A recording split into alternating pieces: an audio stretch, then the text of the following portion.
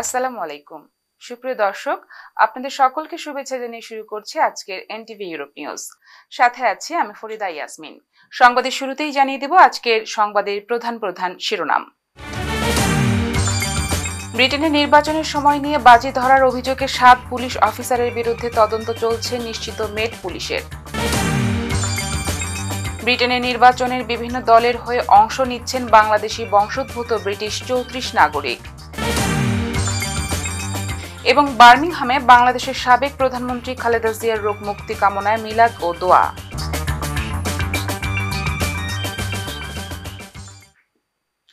শুনছিলেন শিরোনাম, এবারে বিস্তারিত।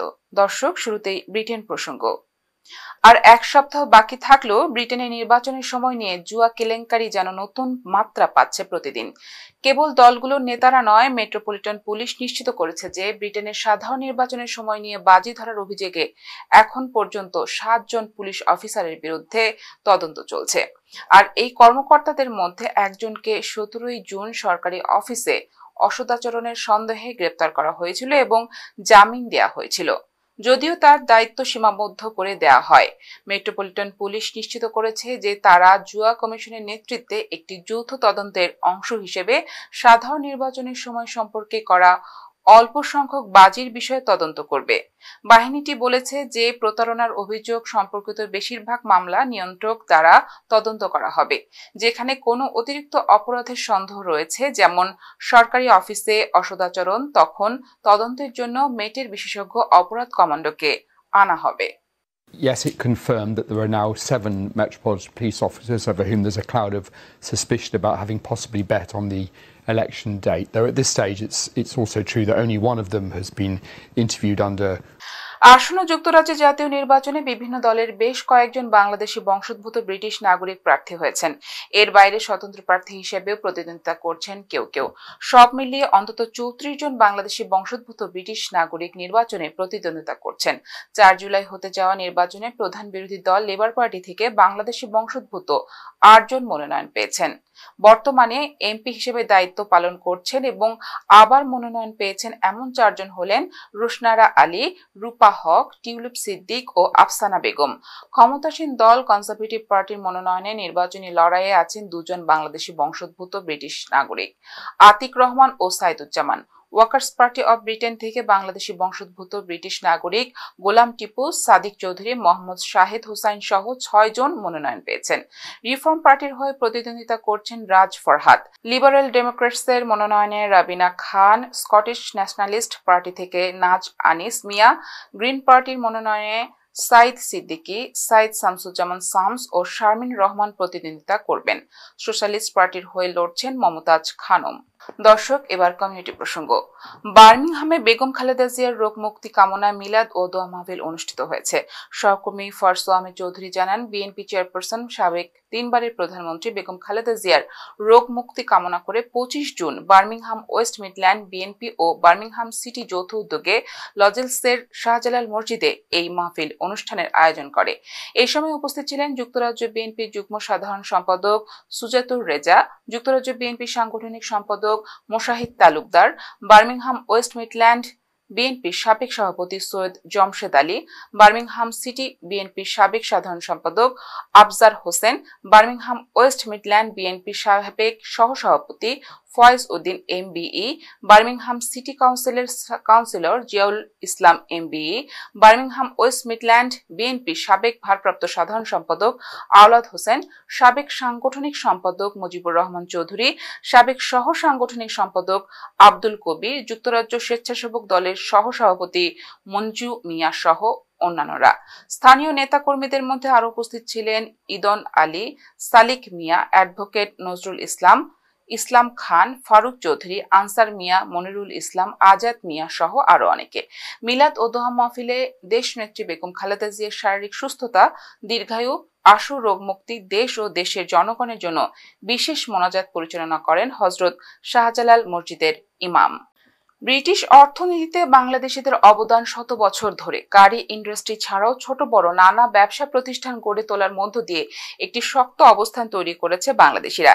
তারই ধারাবাহিকতায় গত বুধবার পূর্ব লন্ডনের ইলফোর্ডে উদ্বোধন হলো আরও একটি বাংলাদেশি প্রতিষ্ঠানের। বিস্তারিত মোহাম্মদ মাসুদুজ্জামানের রিপোর্টে। বর্তমানে ব্রিটেনের জীবনযাত্রার ব্যয় সংকটের মধ্যে থাকলেও বাংলাদেশিরা বেশ সাহসিকতার সাথে গড়ে তুলছেন নতুন নতুন ব্যবসা প্রতিষ্ঠান, যা ব্রিটেনের অর্থনীতিতেও রাখছে বিশেষ অবদান। এরই ধারাবাহিকতায় ২৬ জুন বুধবার পূর্ব লন্ডনের ইলফোর্ডে শুভ উদ্বোধন হলো বাংলাদেশি মালিকানাধীন কফি শপ চায় পয়েন্ট। কমিউনিটির বিশিষ্টজনদের উপস্থিতিতে আনুমানিক বিকেল ৬টায় ফিতা ও কেক কাটার মধ্য দিয়ে সম্পন্ন হয় উদ্বোধনী অনুষ্ঠান। মূলত ব্রিটিশ অর্থনীতিতে সহায়তা ও বাংলাদেশ সহ বিভিন্ন কমিউনিটির মানুষদের সেবা প্রদানের প্রয়াসে এই উদ্যোগ বলে জানান স্বত্বাধিকারী ৪ বন্ধু। কাস্টমারদের এই এলাকার মানুষকে ভালোভাবে বসে যিনি খেতে পারে, সুন্দরভাবে একটা ফ্যামিলি নিয়ে যিনি বসে খেতে পারে এই এলাকায়, এই জন্য আমাদের বাঙালি সমাজ আছে, তারপরে ইন্ডিয়ান আছে, আমাদের অল টুগেদার বলতে আমরা বলতে চাই যে এই জায়গায় আমাদের এশিয়ান কমিউনিটিটা বড়, তো এরকম বসার প্লেস নাই এই হাই রোডে, ইলফোর্ড হাই রোডে। এই জন্য আমরা চিন্তা ভাবনা করে আমরা ৪ বন্ধু মিলে এই শপটা ওপেন করছি। আজকে আমরা এই চায় পয়েন্ট একটা কফি শপ ইলফোর্ড হাই রোডে ওপেনিং করলাম। আমরা ৪ ফ্রেন্ড মিলে আমরা চাচ্ছি এখানে ইংল্যান্ড গভর্নমেন্টের সাথে আমরা একটু কন্ট্রিবিউশন করার জন্য। এই ক্রাইসিসের সময় বিজনেস খুব টাফ, তারপরও আমরা চেষ্টা করতেছি যে সবাইকে ভালো খাবার দেওয়ার জন্য। সবাই আমাদেরকে সহযোগিতা করবেন, আমরা চেষ্টা করব 100% গুড খাবার দেওয়ার জন্য, ভালো খাবার দেওয়ার জন্য এবং ভালো সার্ভিস দেওয়ার জন্য। আপনাদের সহযোগিতায় আমি কামনা করছি। ধন্যবাদ সবাইকে। শপটিতে চা, কফি, মিষ্টান্ন, বার্থডে কেক, স্ন্যাক সহ থাকছে ব্রেকফাস্ট ও লাঞ্চের ব্যবস্থা। এ সময় আগত অতিথিরাও প্রতিষ্ঠানটির উত্তরোত্তর সমৃদ্ধি কামনা করেন এবং এখানে অত্যন্ত এটা একটা সময় উপযোগী তারা একটা সিদ্ধান্ত নিয়েছেন যে অনেক আমাদের বাংলাদেশি যে বিকালে বসার অনেকটা জায়গা তারা অনেক সময় পাচ্ছেন না, এবং এই দেশে আরেকটা যে অন্তত এখানে 10টা লোক যদি কাজ করে একটা জব অপরচুনিটিও এখানে তারা পেয়ে গেছে, এবং আমার মনে হয় যে এটা তারা খুবই ভালো করবে। অফকোর্স আমি মনে করি যে কমিউনিটিরও উৎসাহিত হবে এবং এই ধরনের ছোটো ব্যবসাগুলি করলে আমার অনেক এই মানুষের কাজের এবং বিশেষ করে মহিলারা বা ইয়াংস্টাররা অন্তত কিছুটা সময় কাটানোর সেই সুযোগ পাবে, এবং আমি মনে করি এটা খুবই ভালো উদ্যোগ নিয়েছে।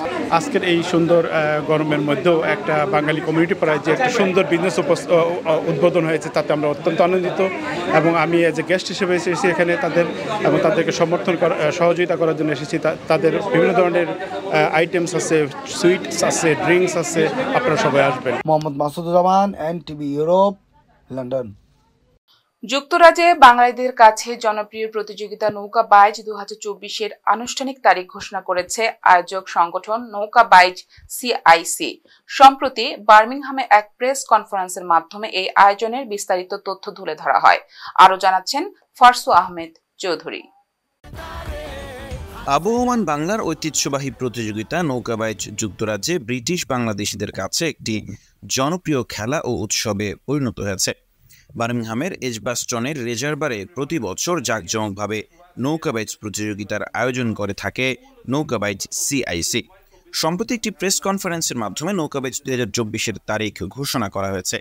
বার্মিংহামের এজবাস্টনের রেজারবারে গত সোমবার এই প্রেস কনফারেন্স অনুষ্ঠিত হয়। এতে বার্মিংহামের স্থানীয় সাংবাদিকবৃন্দ, আয়োজক কমিটি, স্পন্সর, বিভিন্ন স্পোর্টস সংগঠন ও কমিউনিটি ব্যক্তিত্বরা উপস্থিত ছিলেন। প্রেস কনফারেন্সে নৌকা বাইচ আয়োজনের প্রস্তুতির বিষয়ে বিস্তারিত তুলে ধরা হয়। পাশাপাশি উপস্থিত সাংবাদিক ও আমন্ত্রিত অতিথিদের প্রশ্নের উত্তরে আয়োজকরা ইভেন্টের সর্বশেষ তথ্য তুলে ধরেন। July 2021 here at Edgbaston Reservoir. I would like to invite everybody to come and enjoy a beautiful day here. Invite your friends and family.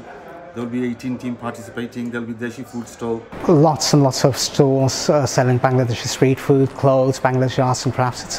There will be a live music stage, and this year we've got something special on the music stage. We've got the City of Birmingham Symphony Orchestra. And it's an honor to represent one of our biggest events in July, Nowka Bais. It's been running over 10 years and we are proud and amazed by this event. Press কনফারেন্সে স্বাগত বক্তব্য রাখেন নৌকাবাইজের director সালে আহমেদ। তিনি এই আয়োজনের বিস্তারিত তথ্য উপস্থিত অতিথিদের সামনে তুলে ধরেন। আয়োজকদের পক্ষে বক্তব্য রাখেন নৌকাবাইজ সিআইসির প্রেসিডেন্ট আব্দুল কুদ্দুস রাজু, সাবেক president Zahur Uddin, Midland sailing ক্লাবের ফিল রাইভস, নৌকাবাইজ 2024-এর প্রিন্সিপাল স্পন্সর WBC এর পক্ষ থেকে Abdus Samad, charity partner human আপিলের আমিলা বেগম প্রমুখ। দিস ইয়ার আমি UKBCCI পক্ষ থেকে আমরা একটা রেস দিলাম, বাট এত ডেডিকেশন তার মাঝে I really admire every one of the member, they work so hard. We're inviting all our community members to come and join us. It will be a wonderful day. আয়োজকরা জানান নৌকাবাইজ 2024 আগামী 21শে জুলাই রোববার বার্মিংহামের এজবাস্টনের রেজার বারে অনুষ্ঠিত হবে। বরাবরের মতো এবারেও মোট 18টি টিম এই প্রতিযোগিতায় অংশ নেবে। পাশাপাশি লাইভ মিউজিকে ব্রিটেনের জনপ্রিয় ব্রিটিশ বাংলাদেশি শিল্পীরা গান পরিবেশন করবেন। It's also a ladies event on 7th of July, so please come down, friends and family. Nokabais is an opportunity for you to spend time with all your loved ones, your friends and family. নৌকাবাইজ প্রতিযোগিতার পাশাপাশি এই আয়োজনে অসংখ্য দেশীয় স্টলে মজাদার খাবার, পিঠা সহ নানান ধরনের বাংলাদেশি পণ্যের সমারোহে উৎসবে মেতে উঠবে পুরো বার্মিংহামবাসী। এছাড়াও বাচ্চাদের মনোরঞ্জনে থাকবে নানান ধরনের রাইডের ব্যবস্থা। আয়োজকরা বাংলাদেশিদের শেকড়ের এই উৎসবে যোগ দিতে সমগ্র ব্রিটিশ বাংলাদেশি কমিউনিটিকে আহ্বান জানান। NTV Europe news. দর্শক, সময় হলো একটি বিজ্ঞাপন বিরতির। ফিরে এসে থাকছে সিলেট অফিস থেকে পাঠানো তথ্য ছবি নিয়ে সংবাদ প্রতিদিনের সিলেট। এরপর দেখবেন প্রতিদিনের সিলেট।